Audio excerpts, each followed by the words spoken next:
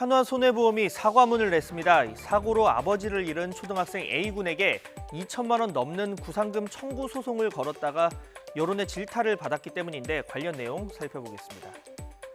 네, 사고 6년여 전으로 거슬러 올라갑니다. 이 A군 아버지가 몰던 오토바이 그리고 운전자와 동승자가 탄 차량이 5대5 과실로 이렇게 사거리에서 충돌했습니다.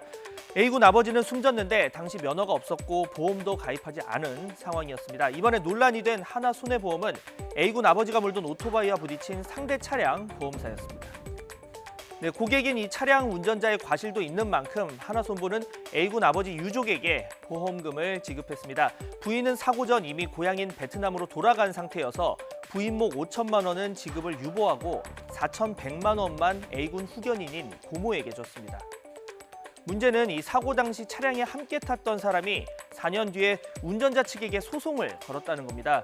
운전자 측 보험사인 하나손보는 우선 지급하고 이 A군에게 절반을 내라고 했습니다. 과실이 5대5였기 때문입니다.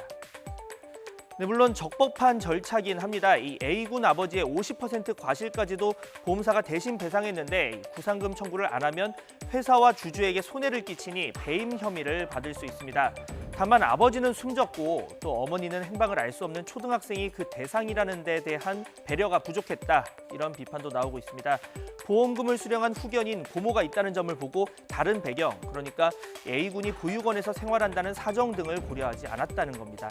여기에 보험금은 행방을 알 수 없는 A군 어머니 비율과 나눠서 일부만 주고 구상금은 전액 청구한 점도 문제가 됐습니다.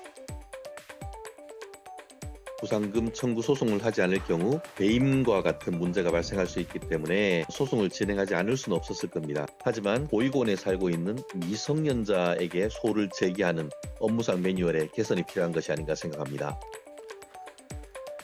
네, 하나손보 측은 소송을 취하했다며 소송 당사자의 가정과 경제 상황을 세심히 살피지 못했다고 사과했습니다.